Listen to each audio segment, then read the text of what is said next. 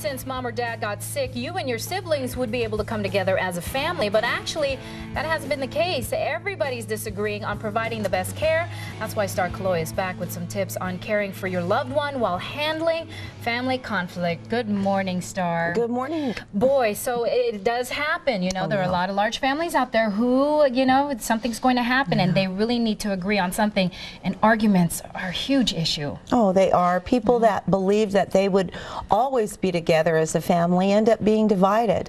And that's why we have some excellent tips in our book. Okay, so let's go ahead and go through that, because I know that this is an important issue. So let's go ahead and go through some of these tips. Now, you say that gathering and meeting together as a family is really important. So how do we go about doing that? Okay, you call a family meeting and you call it a family gathering. And what you do is you contact all the family members and friends of your loved one that would be willing to sit down and visit and participate in a plan for your family. It's kind of like a lesson plan for children in school, for example.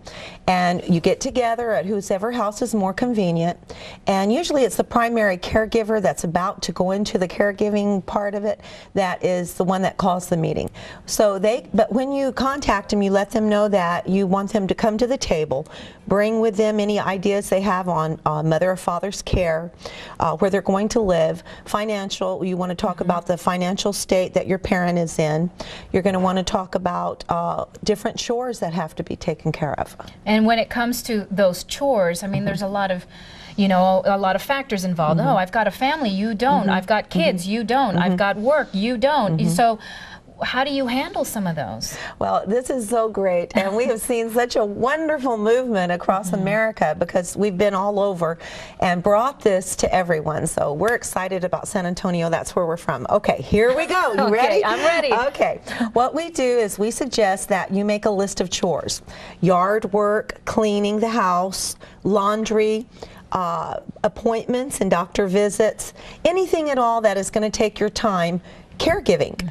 Now, you're providing the one-on-one care. Let's say that you're going to be the primary caregiver. So you have this list and you have a roster. So when they come to the family meeting, then what you're going to do is be able to provide a checklist. They'll be able to sign up for what they want to do. So you present it and you say, because I'm taking care of mom or dad in my home right now and all the sacrifices I've already made, there's no way that we can afford care outside of the home.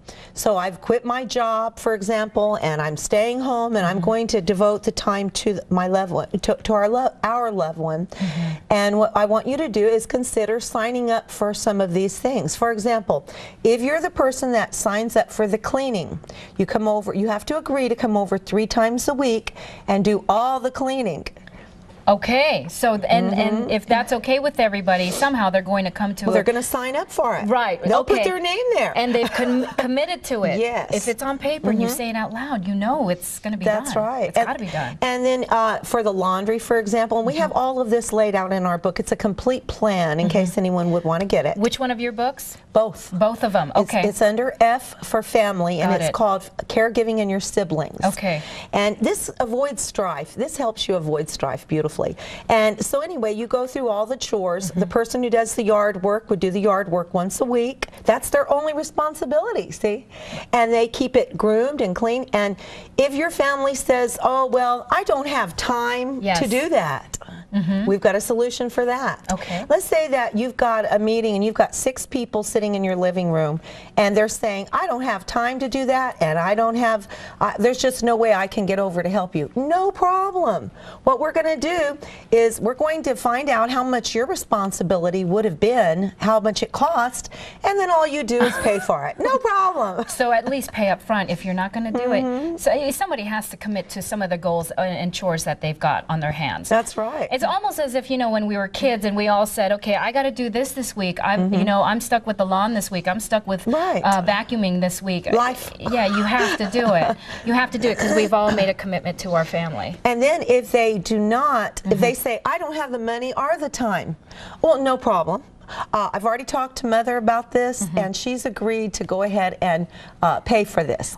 Now, that comes out of their inheritance, so let me tell you what, they think twice about it. Well, let's go ahead and also talk about, because I know we always mention that you are on the radio, you and your husband Bob. Yes. So let's go ahead and talk about that as well. Okay, we've since February we came out with Caregiving 101 on KKYX 680 AM, and Bob and I have a full hour show. We're always looking for interesting guests to come on the show, different doctors and medical experts and authorities, and we have them on to help the caregivers within a 90,000 square mile radius. So we encourage all of our viewers here, all the listeners, to call in. We are giving away beautiful things on the radio every Saturday morning from 8 to 9 a.m.